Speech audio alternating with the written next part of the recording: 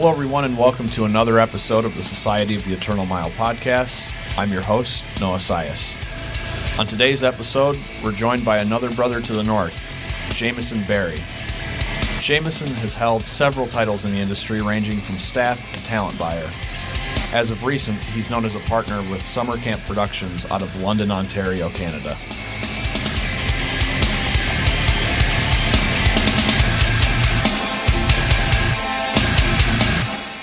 Make sure you're following the show on all social media at SOTEM Podcast.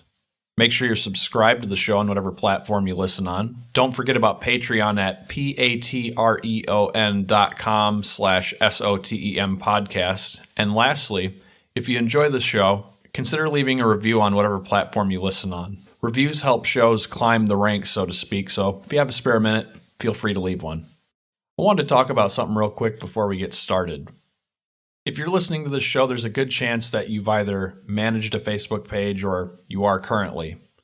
If you haven't, I'll give you some insight into how ridiculous it can be. Pages have a very limited grace period in which they can reach their entire audience. Once you hit a certain amount of likes or traffic, that's it. Your reach is completely changed. So for example, take this show. A reveal on a new episode will have a reach of a couple hundred to maybe a couple thousand people. Tagging and sharing helps out a ton. I also have a picture attached with the post that usually throws the brakes on a reach, but again, because the tagging is strong, it still works. Now the same page makes a post with no tags or graphics, 15 to 30 people reached. Throw a picture into the equation and it's even less. Facebook then spams your notifications by saying, page admins have boosted similar posts and reached more people. Try boosting your posts to reach more people. You then pay money, which can be as little as like $5 or as high as you want to make it. You try to make sure that you're reaching the correct demographics and locations. In many cases, I've found that my organic or non-boosted reach performs stronger than my paid reach. It's literally like I'm paying Facebook to allow people following the show to see posts when it literally takes 2 seconds for people to switch their following settings for a page at no cost to anyone other than Facebook. So that all said, if you could all go do the page a favor, and furthermore, any other pages you like to keep track of a favor, go to the page, go to the following tab, and change your preference from default to see first. This not only helps out pages by reaching their intended audience first, but also keeps you up to date on everything instead of just boosted or sponsored posts. It's a little bit of a rant, but make Coca-Cola pay for their posts. Not bands, not venues, not production companies, and not podcasts. But anyway, let's get started with the show. My first interaction with Jameson was late fall 2015. I was out on the Canadian Moose Knuckle Tour with Bermuda, Obliterate, and Weston. It was the last few dates of the run, and Jameson was working for Weston. If there's one thing to be said about Canadians, it's that their hospitality is very tough to beat. Jameson was a great time to be around. We had a few conversations at the shows, but with it being so close to the end, they weren't too deep. Since that run, Jameson has been incredibly busy over at SummerCamp Productions, along with some other endeavors leading up to it. Lots of great insight on this episode, and if you're in a Midwest band, definitely take some of the suggestions mentioned on this episode to heart. Here's my conversation with Jameson Berry.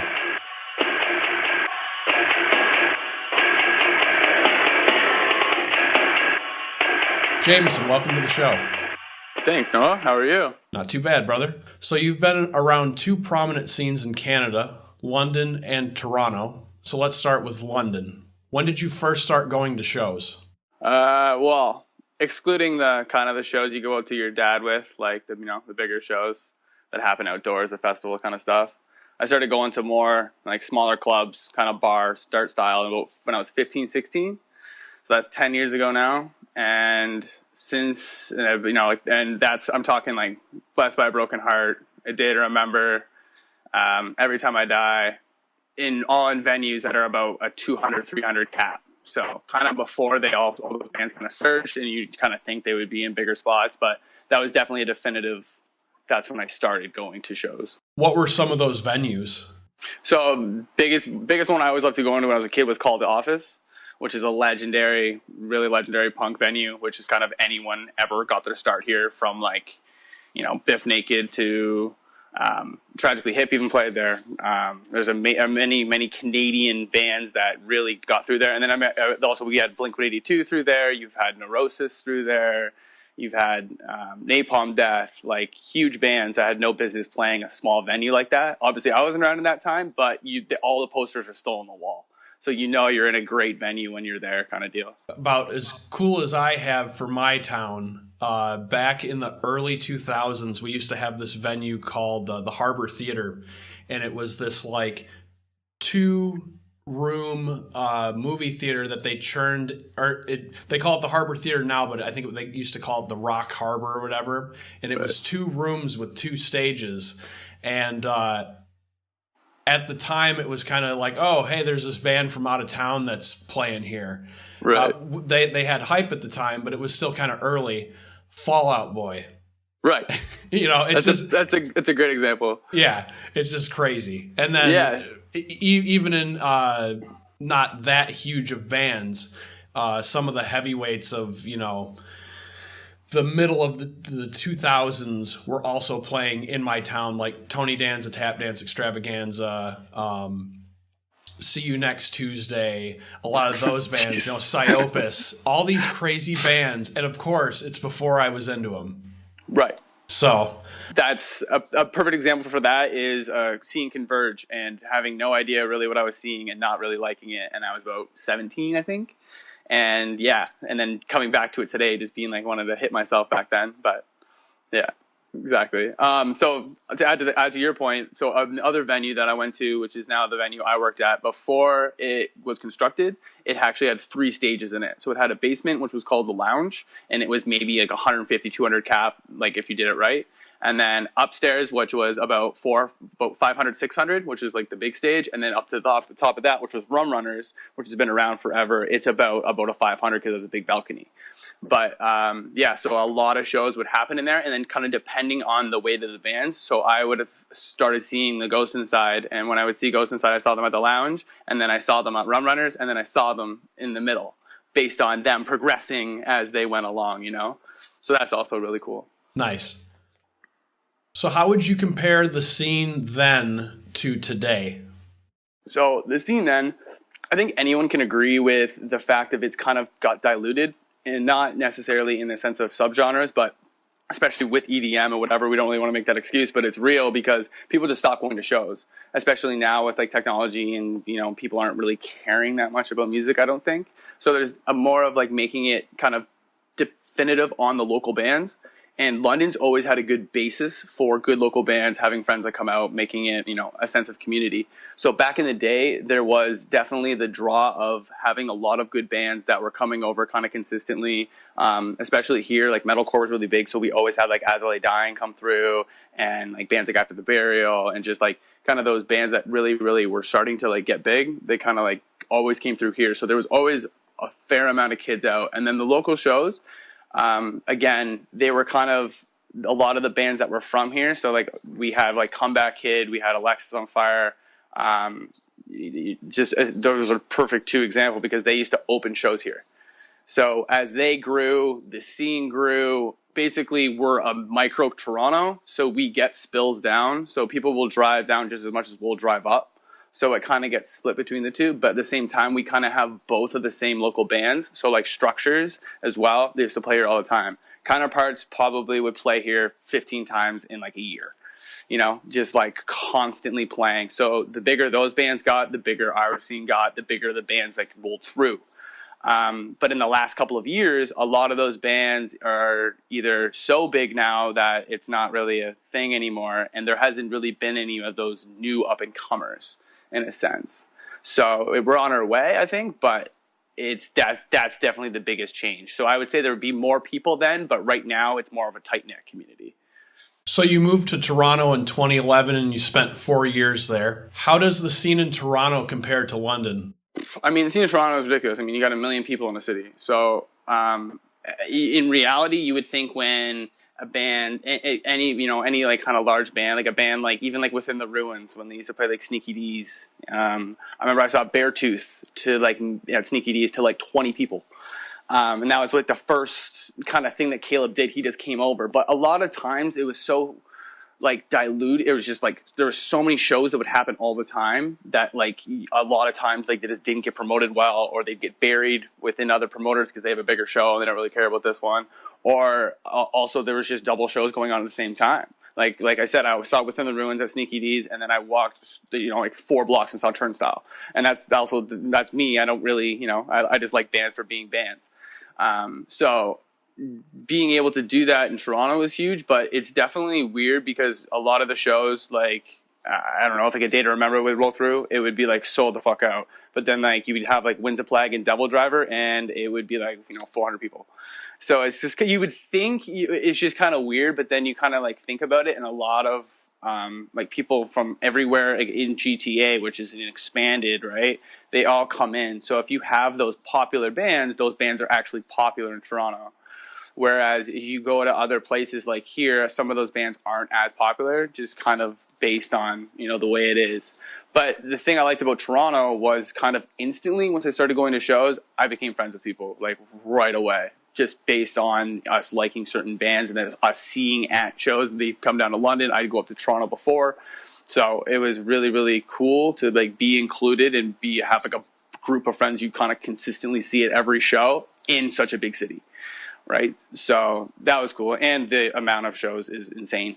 So, I would see so many bands, like, I don't know if anyone, like Death From Above is like a really, really cool band that went away for a long time. And kind of right when I moved there, I kind of thought I'd never see that band again. And they just started playing shows as I was there. And I would, walk down. I walked like 20 minutes to watch them play outside once. So Toronto was cool for that. It was definitely like the big city vibe that the cool stuff happens. Like the right people come out for guest spots and, that kind of stuff as well. So sure. So with those early shows, once you were living there, who were some of the heavyweights in the scene? I mean, I remember Drago Lake used to play like a lot of shows. Weston before was Weston. So like kind of I remember Graham's old band. There's a bunch, but Weston definitely was, as they were coming up, because they kind of switched names and stuff. They were definitely heavy hitting as well in there. Structures was still a thing. Sleep When You're Dead was a big band going through there. I toured with them a couple of times. That was a fun band. That's hard to like say right now, thinking back that far. Right. They're kind of per genre. I mean, every kind of band was kind of in there. Widowmaker was a lot. They were my boys back in the day. They were a fun band. But yeah, it was just kind of the bands that kind of opened every show for a year. That's kind of how Toronto also works, is if you impress one guy and he kind of controls a lot of the bigger shows, you'll open them for as long as you're proper about it. So a lot of times, like you would kind of flip through bands that would kind of get everything handed to them. But yeah. So I first met you through Weston, and you kind of talked about that. Yeah. But there's more to the story than just that. Who all have you worked for? Well, so working for is kind of a tougher term, because it's not like I kind of sit here and be like, hey, this is what we're going to do, yada, yada, yada. It's more of me going along with my track record. And I got that track record doing merch and dealing with Party Cat, which was this band that is just as much as the name owns up. They just partied, and it was great. It was a Every Time I Die style, kind of hardcore, kind of punk, kind of crossed every kind of line. So I liked it because they could play kind of any show. They could play with any band. So the opportunities, for them to go forward, and they were all very, very serious about it. They weren't just, doing this to do this. They wanted to actually get somewhere. And I was just down to just tag along and kind of, see the world. And so amongst that, though, I'm also a graphic designer. So I made a lot of their merch with their drummer.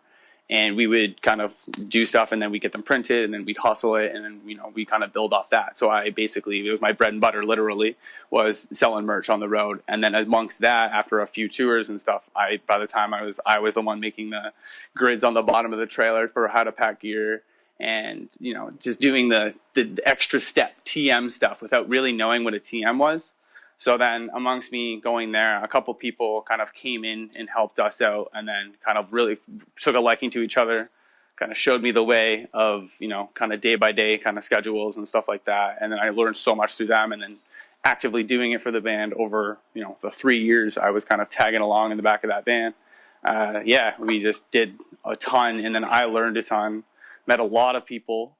And then amongst meeting all those people and then them knowing me doing everything. And then, this band was basically, half drunk all the time. And then after the shows, it was ridiculous. So it was me making sure no gear was left behind. I mean, there's always another person sober, but for the most part, it was definitely in the beginning, it was a struggle. And it was like kind of one of those bands that you needed to be a stage tech the whole time because of drinks spilled and things like that. So then there was that added value. I became a stage tech based on troubleshooting of kids landing on pedal boards and, just certain little things like that, and just being there for a band, getting waters, getting beers, just, letting them just walk into a venue and play essentially. So amongst seeing friends like that, bands like Weston, definitely, asked me just to come hang out. Forever Cadence, again, I never really went out too much with them, but I've best friends with those guys just because I would go to every show and I kind of just help them out, especially. And then I was pretty much in Toronto. I would kind of hop in with a couple other guys for, just for fun. And then amongst that, I was already kind of doing stuff with some friends. And then once I moved back here, I started working with a few bands locally more, and after a lot of experience, especially in Toronto and all of kind of Eastern and mostly Western Canada, it was kind of crazy how many people you really know. So when I was starting to work with other bands, it was really easy to get them to go places because of meeting other promoters and things like that. So yeah. I think people underestimate the value of a proper staff member, and 100%. You totally hit all the points there, man. Like, that's very impressive. Yeah, it's more. It's like I just said. It's like, you don't want to be like that band. You don't want to have that guy just do everything for you. But it's not that I'm doing everything for you. It's like, I know this game. You get tired. You're getting 4 hours of sleep a day. You're out for 2 weeks. The shit sucks. No one's got money. It's just a struggle half the time. So it's like, if there's someone there, that's the other big thing. Part of it was I was essentially a psychiatrist in a sense of being the motivator in the van. Like, we got to do a 4-hour drive and everyone's like fucking like shit and like whatever. But, got to jam out, get going, throw on the Space Jam soundtrack, and, we're rolling. And that's just doing that kind of stuff. And then, just making sure people are safe when someone wanders off drunk, which happened a lot, or someone almost gets in a fight or anything like that. It's, resolution, a lot of resolution and fighting between members.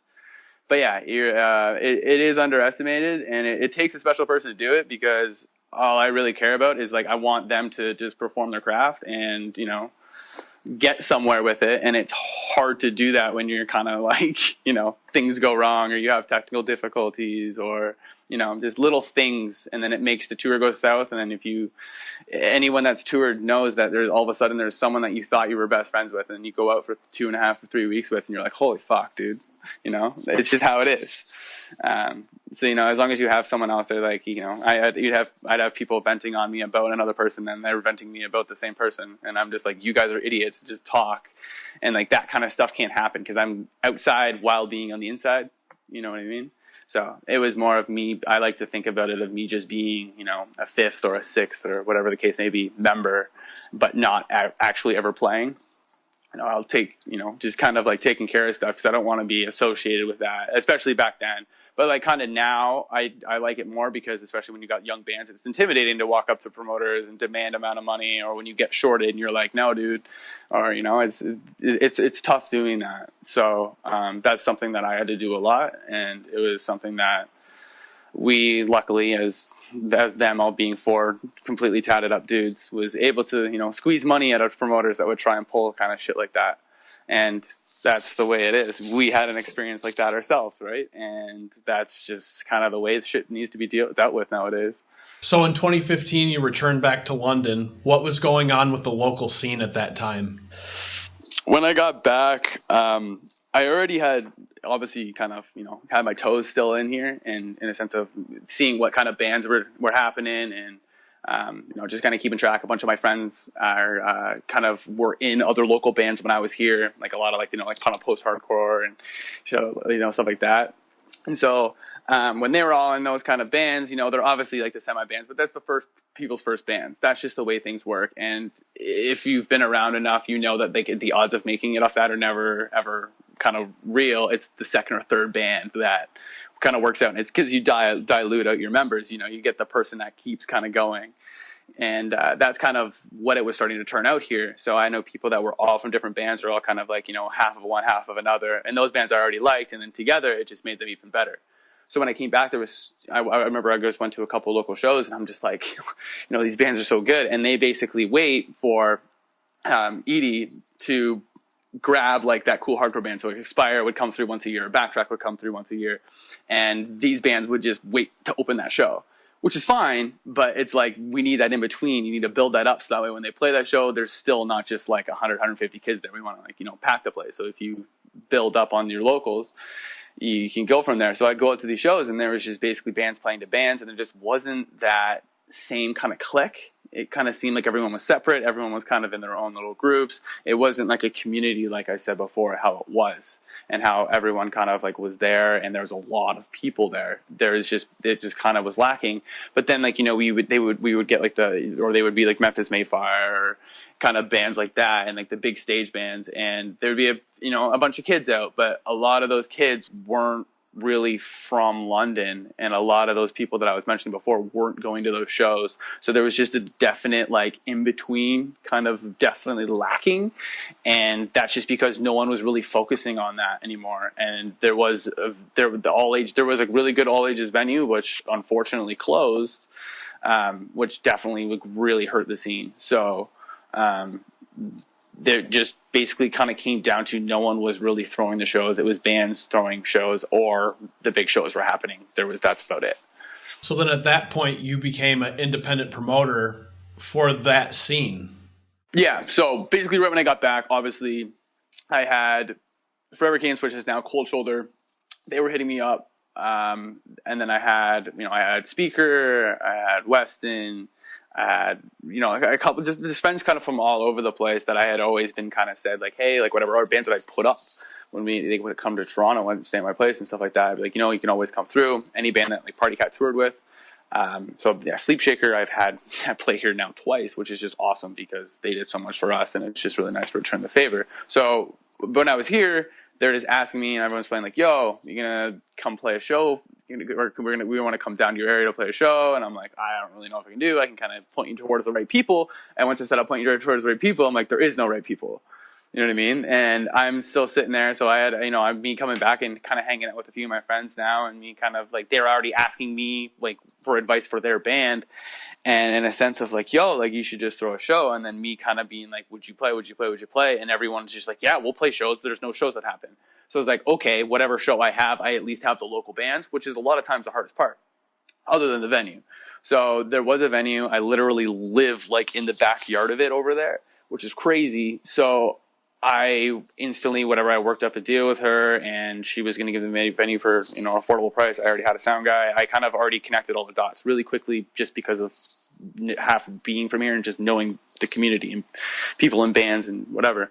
So as I was about to do that, literally 2 weeks before the first show, I'd already set up 3 shows, pretty much spread out. Like there was 2 within 1 month, one at the beginning of the next. And instantly, the venue closed.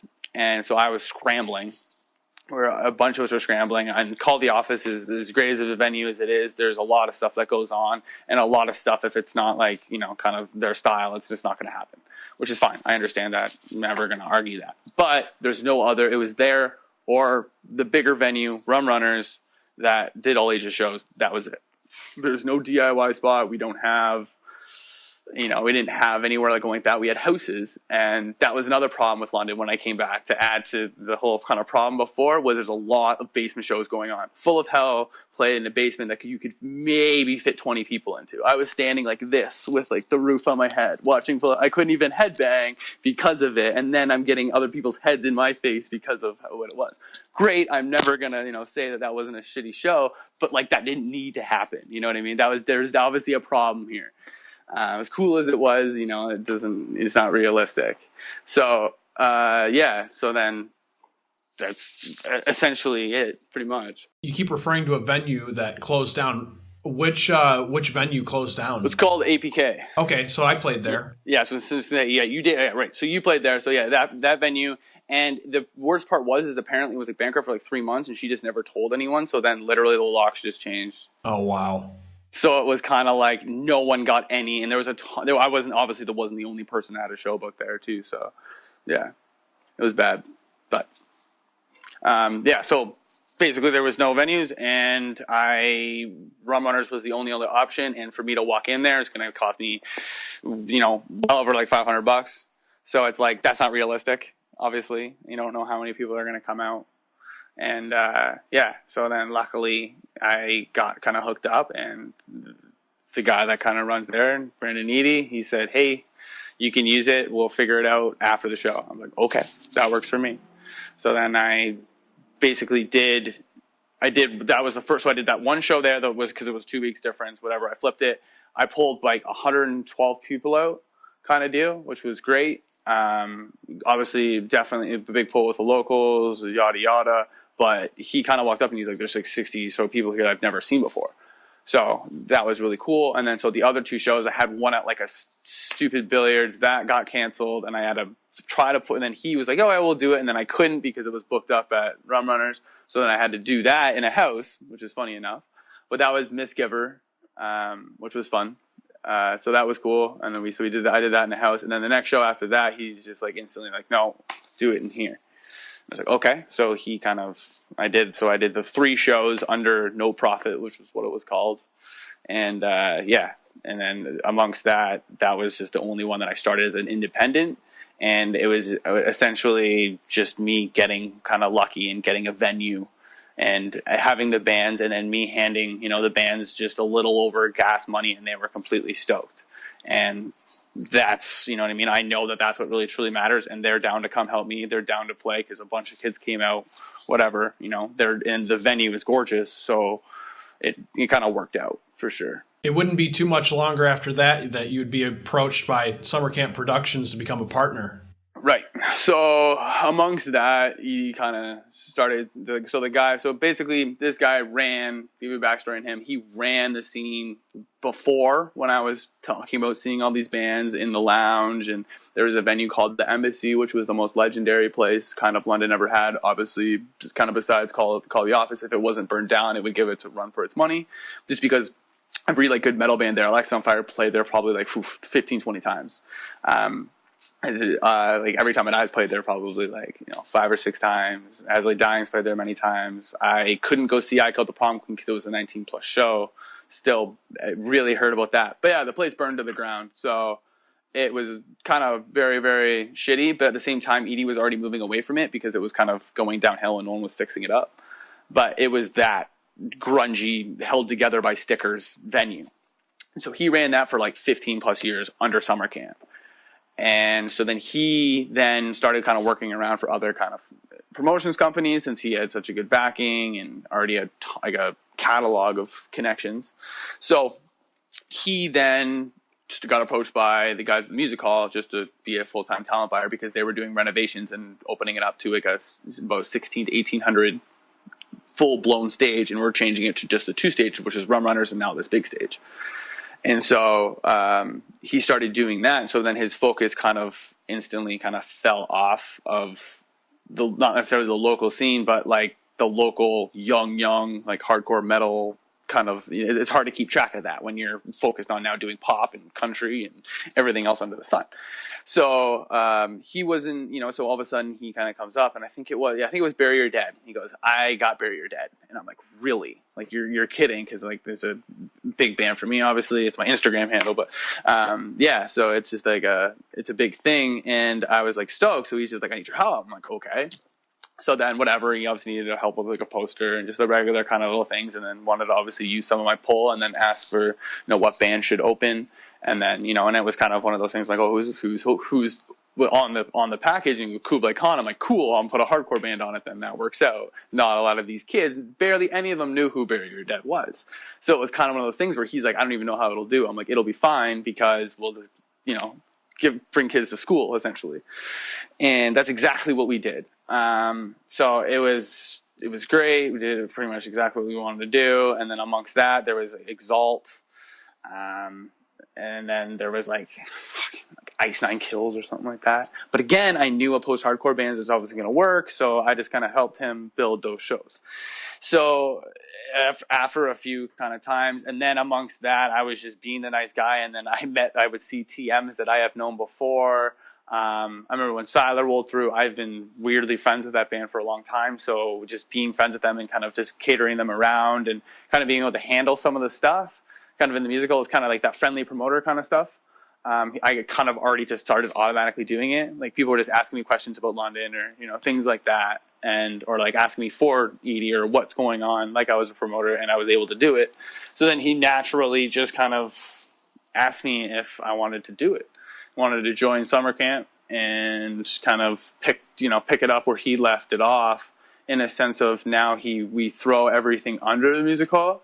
And it obviously all kind of has to work under the music hall because of tax reasons and stuff like that. But summer camp is kind of the OG, still throwing the shows, but just at the music hall. So that's why it's always music hall presents and whatever, just because that's now kind of like Edie's company, and now summer camp is kind of both. So, but amongst that, I still do shows other places, just because I'm doing a house show, and it just like little things that I'm still doing now. But it's because I have the bands that 40 people are already only going to come out anyways. So that's my only problem with shows, is that I got to kind of make sure at least 100 people roll through the door. And not even, I'm not saying just 100. If I get 60 or 50, it's great, it's fine. But the room doesn't really look full. It's not really worth it to me at that point. So a big thing for me, and I had told him this early because he was going all the shows. I'm like, I don't want to do that many shows. I'm only going to, I only really want to do 1 or 2 or 3 a month. Because kids don't have money, and then it's hard to control it. You get so many kind of like shows that overlap. So if you get like 2 pop punk shows in a month, it's hard for kids to go to both.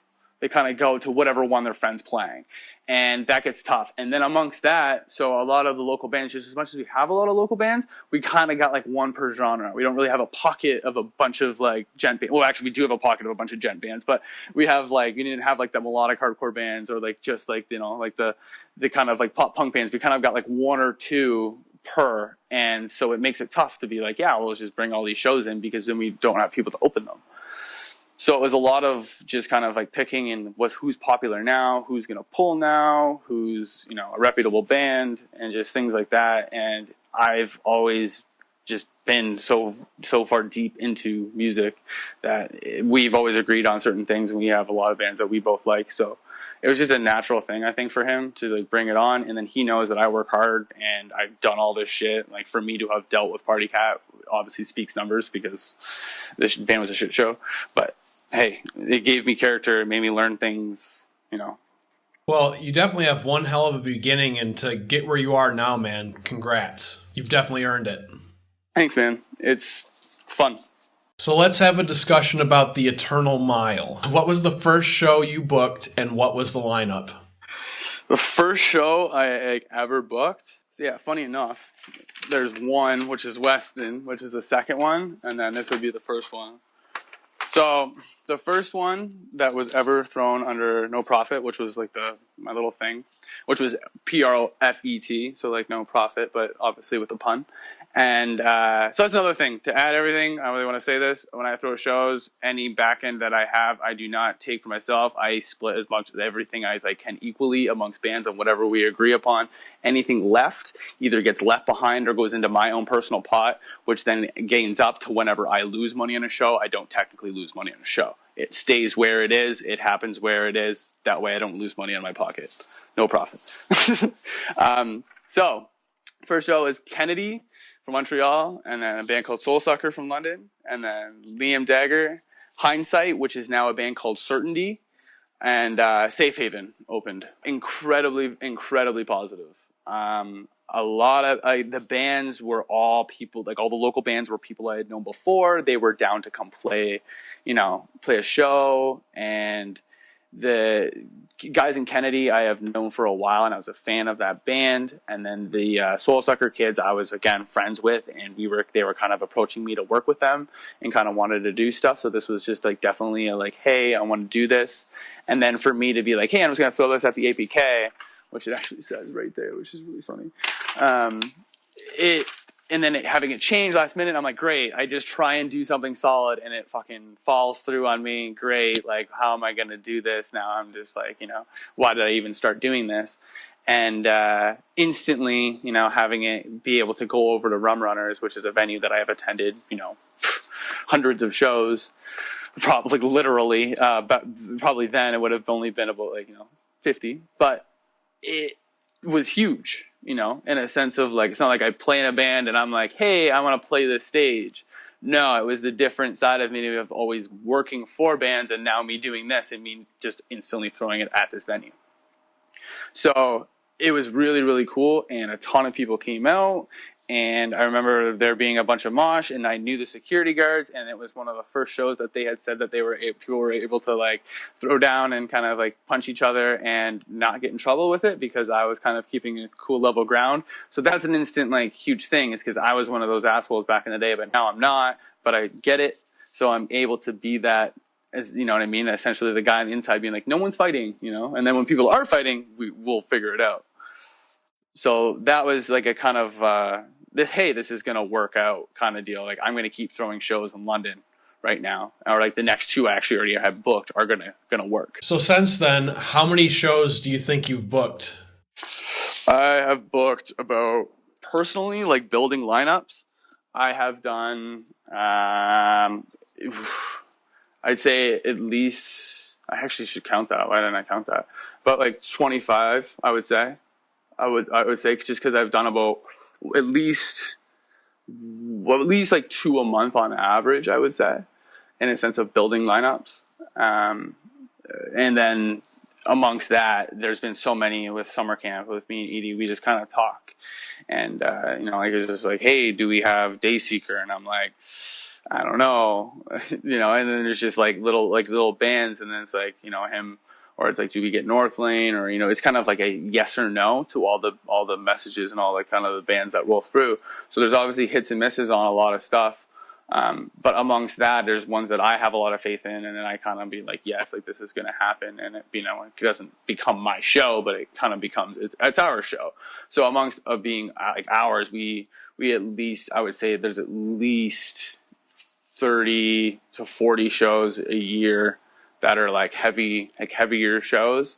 And then amongst that, there's at least like 10 or 20 punk shows on top of that he also does.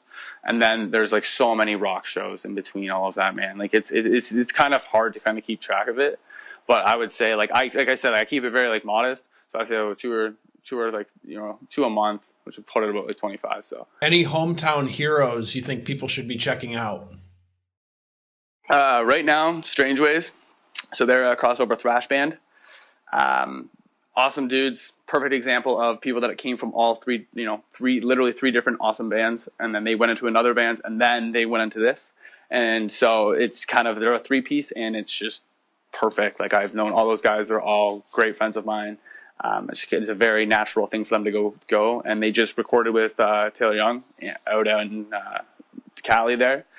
So, so I mean, they're going to be dropped into, a discography of a bunch of really cool hardcore bands, like, Twitching Tugs and Forced Order, and really cool bands that have really no business sitting there with, but he liked their sound so much and basically like encouraged them to come down. So it's just one of those things that I've like instantly, since I heard it, since I've been going to their jams, I'm like, this is crazy.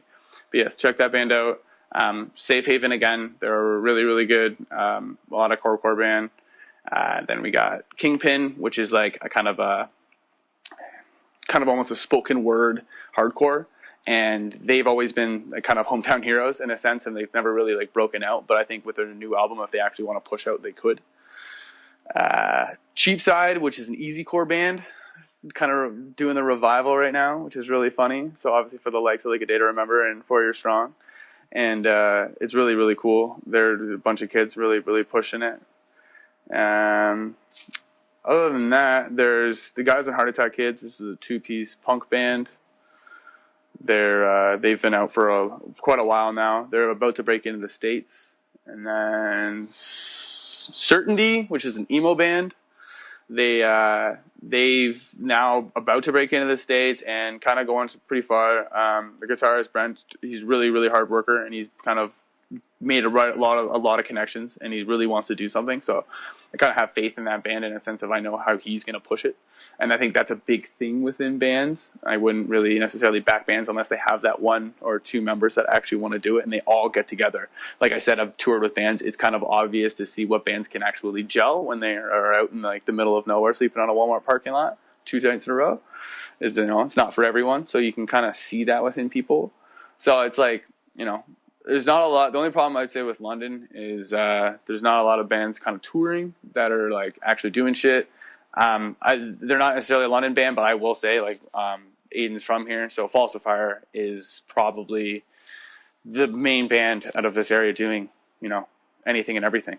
Not necessarily just because they're got signed to Artery or anything like that. Like they've actually fucking toured, and they've actually crushed doing to tours, and they put so much money in. They've taken lines of credits. Like I've known what that fucking band's done, and it's like you can't knock that. It's like whatever. If you don't like the music, you don't like the music. But hey, they have a fan base, and they've kind of gotten really unlucky with a lot of shit, and they've just pushed through, and they're super positive about it.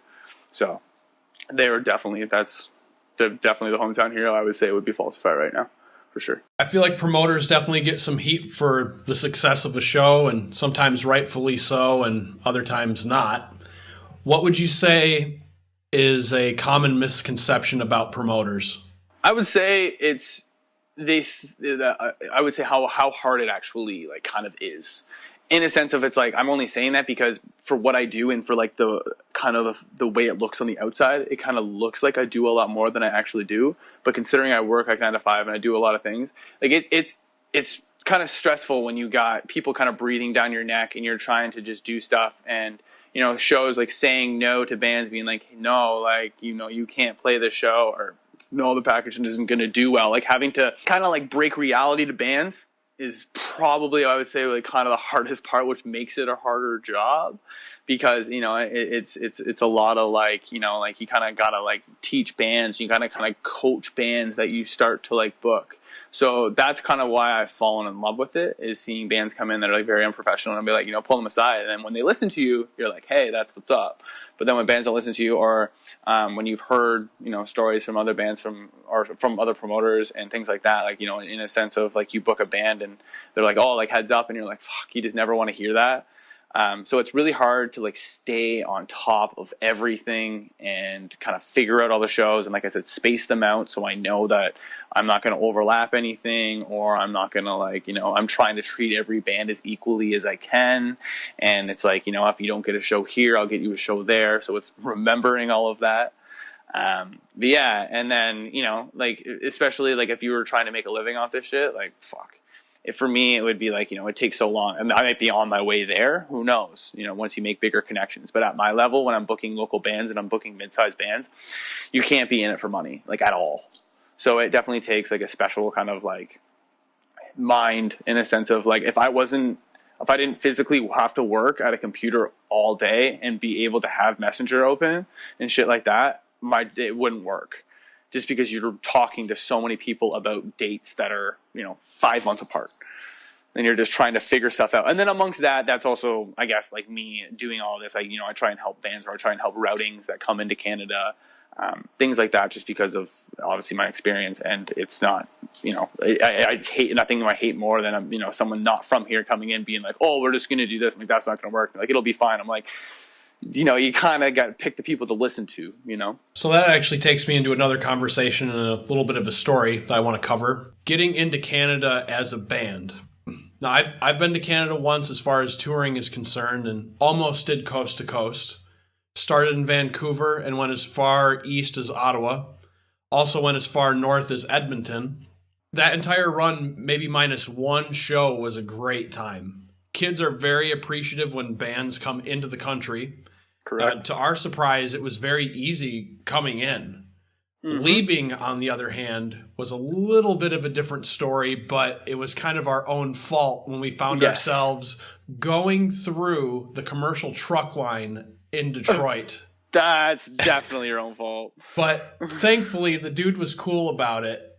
But it was very strange. He's like, because we handed him over some paperwork, and we're like, yeah, we're just finishing up a tour in here and this and that. He's like, yeah, so why are you in commercial trucks? And we're just thinking, shit. Because, again, when we came into Canada, it was so easy. The guy over in Vancouver was talking about, is that venue in Toronto, the Rock Pile? Yeah. He totally talked about it. Yeah, you guys, that's where, you guys did play there, yeah. Yeah, he totally talked about it. He's like, oh, yeah, I'm originally from Toronto. I've been to shows at the Rock Pile, and it's just like, sweet, and of course, it's on our itinerary right now. So, like, this dude's totally cool with us. Yeah, 100%. But and that's you're getting Canadians, Yeah, like absolutely. For the most part, I would say like 75% of us are like really nice, and we're just gonna kind of bring up stuff to talk about it with you.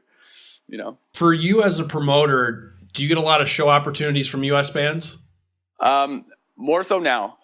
So amongst me going down there and meeting a lot of people and then getting the names out there, and then me now wanting to book more American bands as much as I can, and being really personable with like, kind of the right people, and just being, just being a good promoter has definitely got my name out there in a sense of bands that want to come across the border and just asking, just kind of like, hey, is it that easy? And then I'm not even that.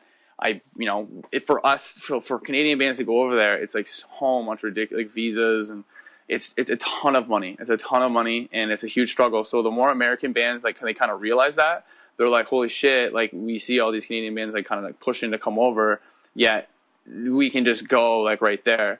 So the big thing for me is obviously, like, when American bands come over, like, kind of depending on the size. Like, I remember when 2x4 came through here, it wasn't nearly as big as it should have been.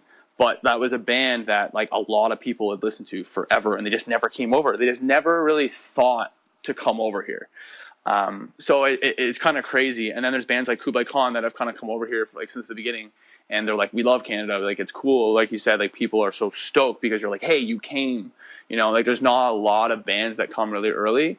More and more now that, like, especially that I'm more into like the hardcore scene, I kind of see it a little bit more because a lot of more of like the sneaky kind of side, like the smaller bands, just driving over with instruments or getting flown in from California with just their instruments and playing backlines that are supplied in Toronto, which makes sense.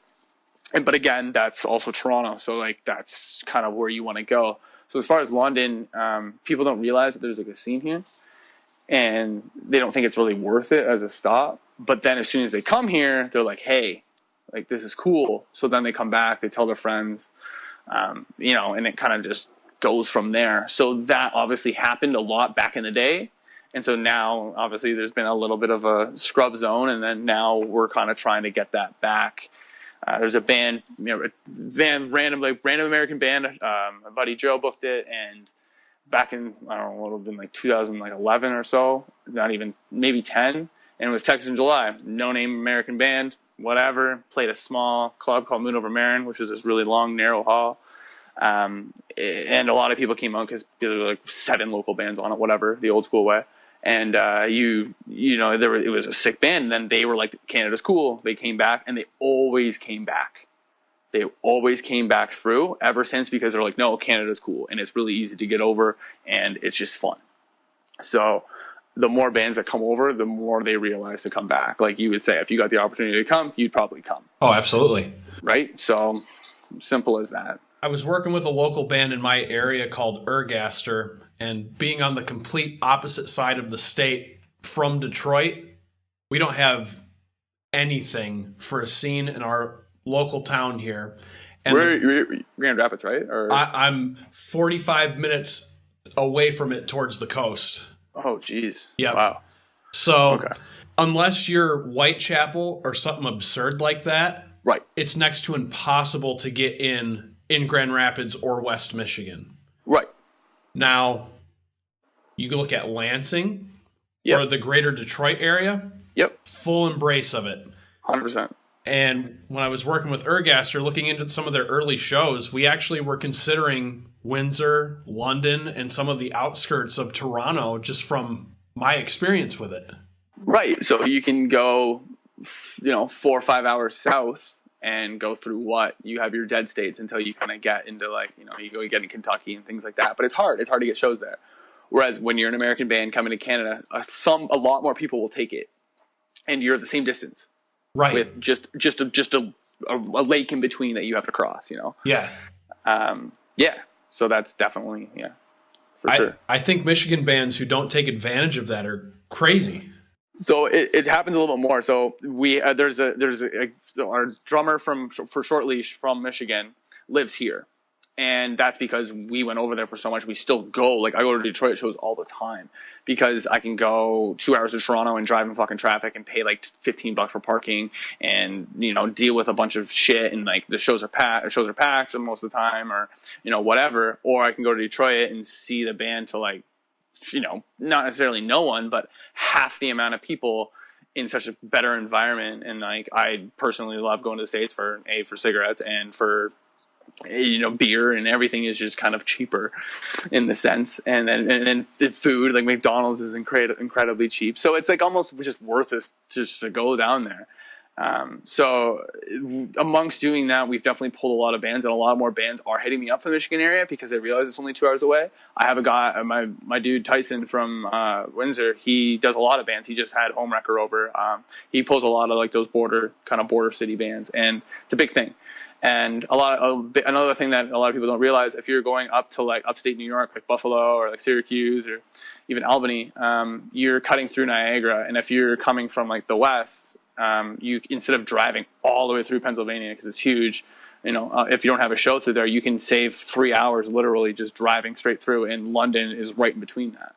You have Windsor, London, Hamilton, literally on that 3 hour drive scoot, and those are 3 different prominent scenes. So you can literally have 3 different dates, and then you could go up to Buffalo and then come back down and, still hit Philly and Erie and go back in through Ohio.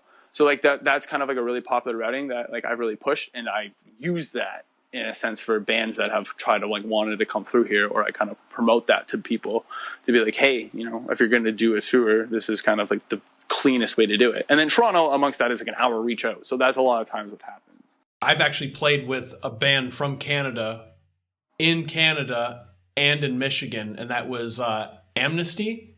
Yeah, okay. So, perfect example. They're now Bar Down. So, back before when I was mentioning bands, that's a band to mention. So, they've played Michigan more than any other place.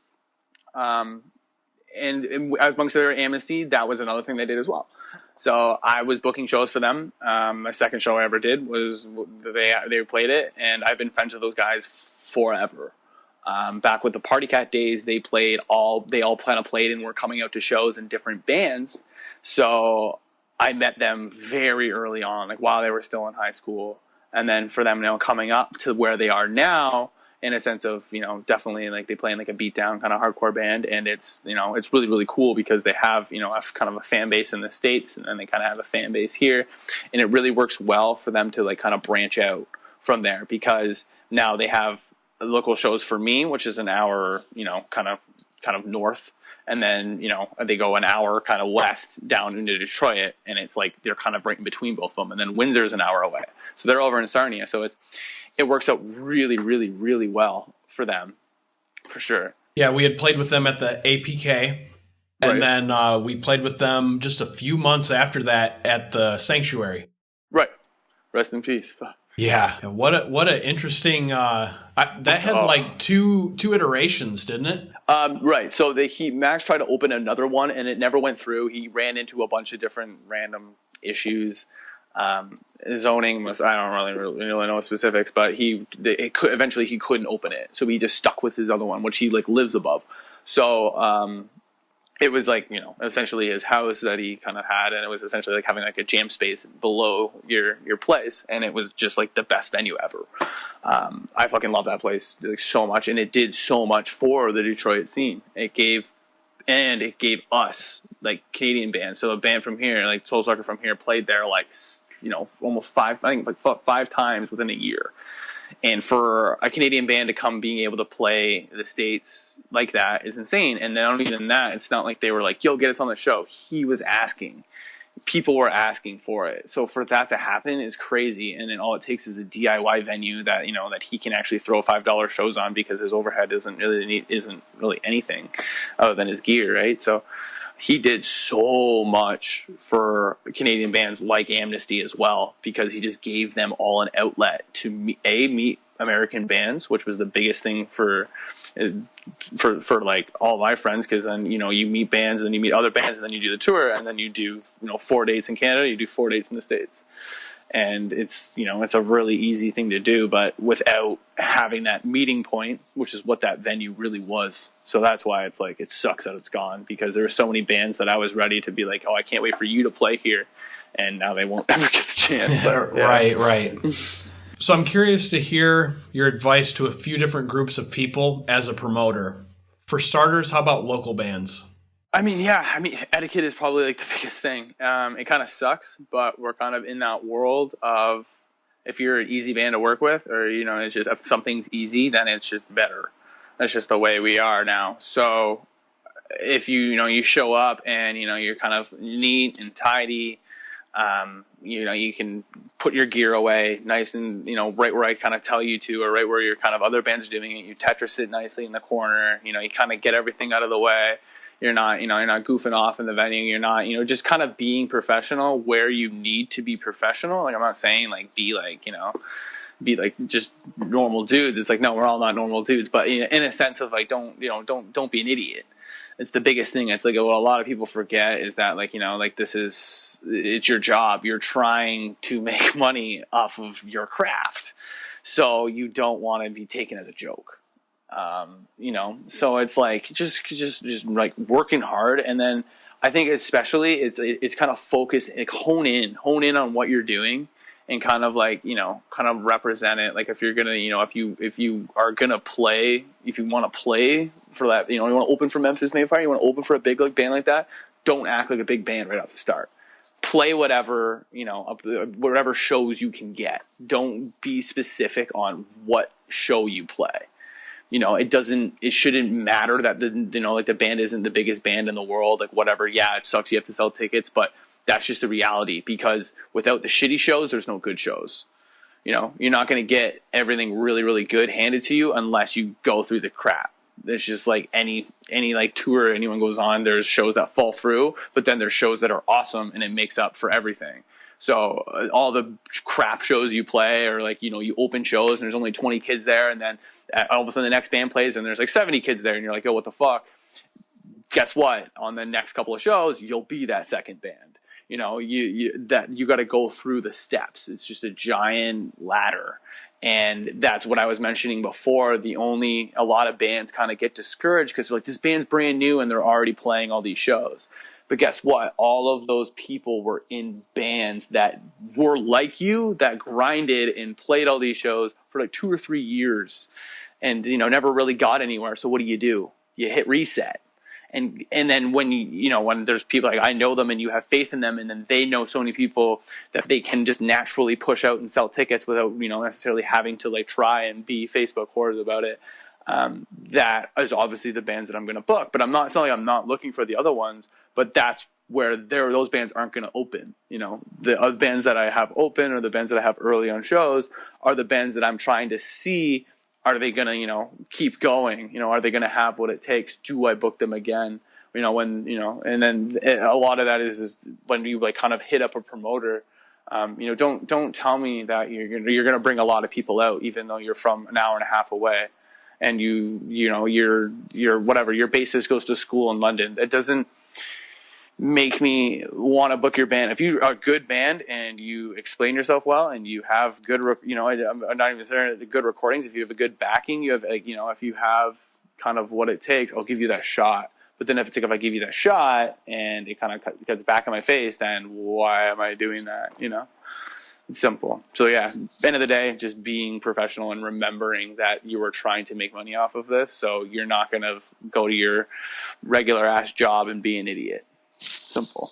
How about touring bands?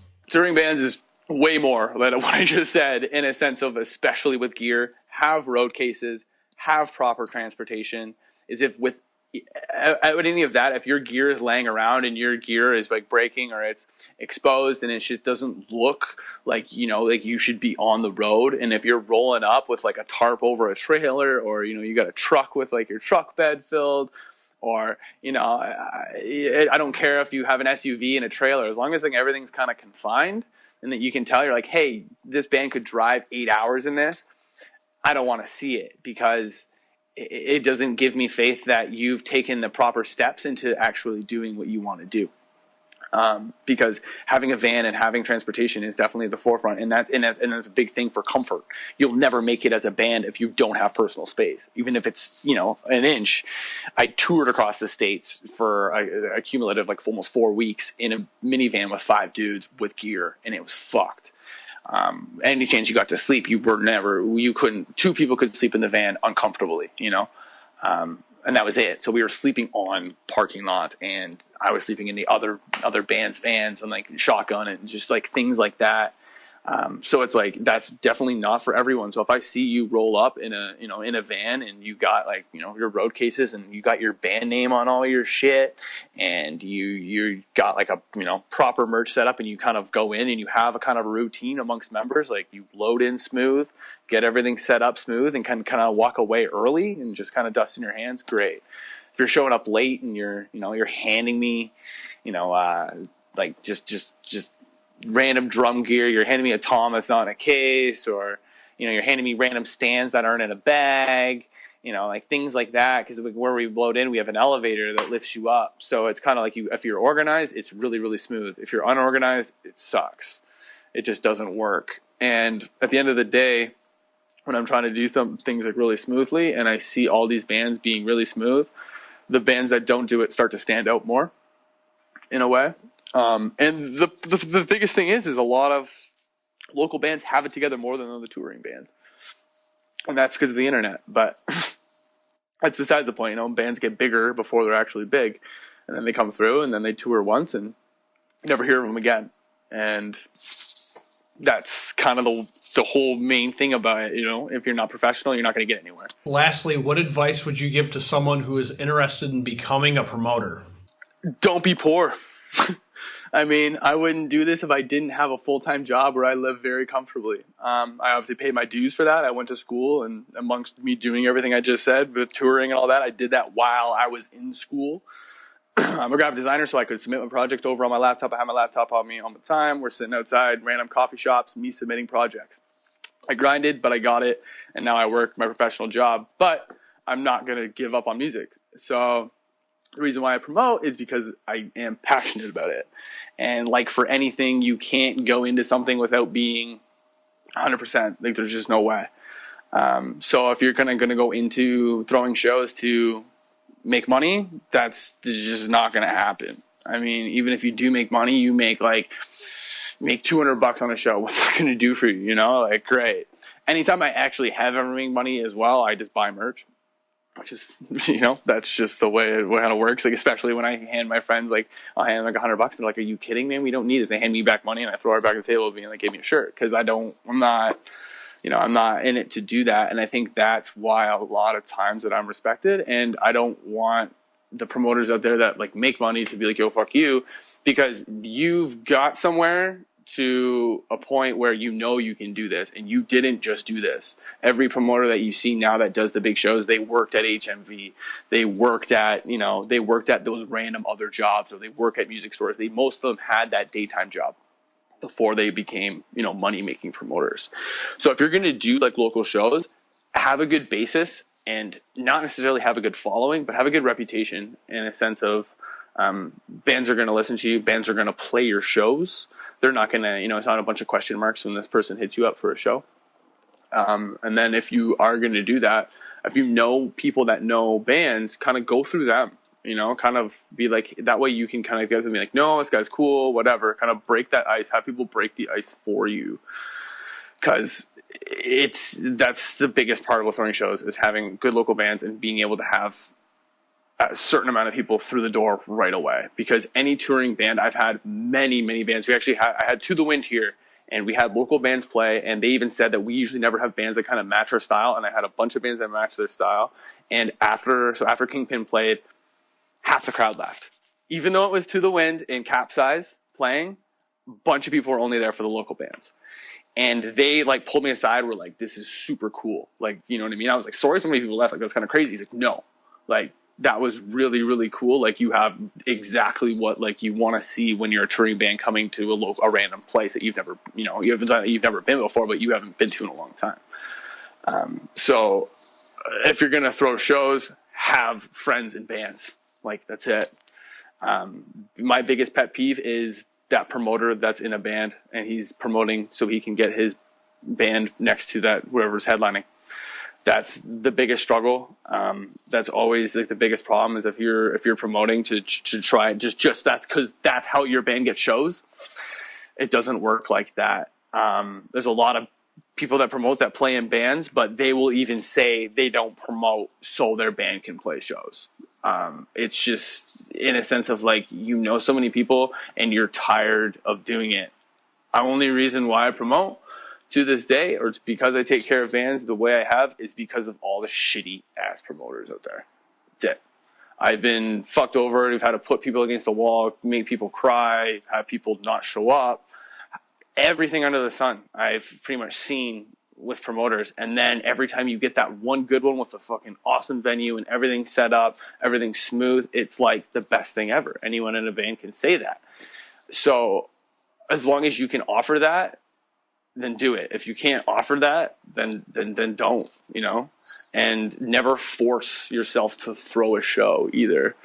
If you don't have faith in it, don't just do it to do it, do it with a reason. And like obviously my reason is because of other bands getting fucked over. And it's because I want to pull cool bands over here for the people in my scene, because they all sit here being like, we listen to all these bands, but we'll never get to see them. And that's like any Canadian. You just never really know who's going to come over next, Yeah. But, I mean, not to discourage anyone, by all means, do it. But that's what I'm saying. Is like, if you are doing it with the specifics of helping the music community in your local side and bringing, cool bands in for people, for the sake of your scene, not just yourself and not just your band, then do it. And especially not for money, because that's just not going to work. I don't, if you're in high school and you're living with your parents and like you kind of have your overhead kind of covered, then fine. Then that's fine. I respect young kids. I know a few young kids that, a lot of them suck, but a lot of them are really, really good because they're on their way. And they are okay to to pull out $100 or whatever they're shy on shows, because they don't have to pay for their living.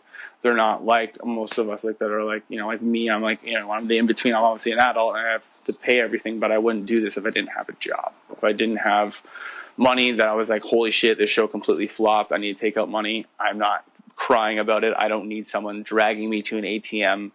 That's the game, It's just as much as, it's gambling more than anything. You can throw down X amount of money because you love a band, but guess what? People won't come. And that's the way it works. So you got to be ready to take hits, and you got to, ready to fucking have awesome shows as well to balance it out. But yeah. Before we go, is there anything you'd like to plug? SummerCamp Productions, man. I mean, we'll make it happen if it works, if it's in a reasonable time. My biggest thing as well, if you're gonna book shows, far ahead of time is the best. If you can think far ahead, then it's the best thing for us. Sometimes too far ahead's a little bit weird, but even still, kind of a reminder, follow-ups really works well. But yes, come to Canada. Any American band that's listening, it is so easy to get over the border, like so easy. And then getting back, don't be like Noah here and get in the wrong lane. Be organized. That's it. That's all they care about. When you come back, from the worst stories I've had are always the bands going back, because they're like, oh, like how much money did you make? But at the end of the day, they don't really care. It's just more of them testing you and seeing if you're smuggling narcotics. That's about it. You have a trailer, you have a lot of space, you have a lot of sleeping bags, and you're testy looking characters. So, clean up, take your hat off and, smile when you get to the border, and you'll be surprised the difference it makes, and keep your van clean when you come over as well, because I've had a couple of vans that even just a roach will kill you. So that's a big one. But yes, just come to Canada. It's a lot better than what it seems. There's plenty of places to play, obviously, other than London. I just like to preach the fact that I, really take care of fans, and if it works, we'll make it work, and you'll want to come back. Simple as that. Jameson, absolute pleasure talking to you, brother. Again, congratulations on your success, man. You've definitely earned it, and thank you. Thank you, Noah. It's been nice talking to you. Haven't seen you in a year or so. Get back on the guitar and come back down here, man. That's about it.